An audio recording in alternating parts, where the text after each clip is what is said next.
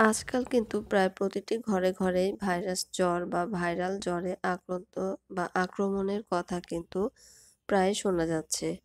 কারণ এই সময়টিতে ভাইরাল জ্বর হওয়ার সম্ভাবনাটা একটু বেশি থাকে।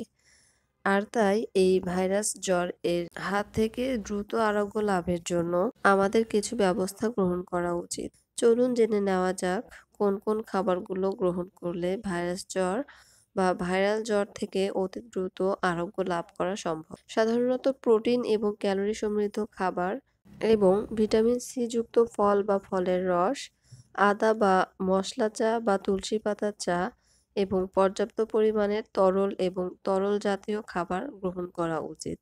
এছাড়াও চিকেন স্যুপ, গরম ভাতের সাথে পরিমিত পরিমাণে সবজি এবং প্রচুর পরিমাণের পানি। এছাড়াও ডাবের পানি পান করা যেতে পারে। এই তো গেল খাবারের কথা এবং অবশ্যই এর পাশাপাশি ভাইরাল জ্বরে পর্যাপ্ত পরিমাণে বিশ্রাম নিতে হবে এবং চারপাশ পরিষ্কার রাখতে হবে। এছাড়াও বারবার হাত ধোয়ার অভ্যাস করতে হবে। আর তাহলেই আশা করা যায় ভাইরাস জ্বর থেকে দ্রুত আরোগ্য লাভ পাওয়া সম্ভব।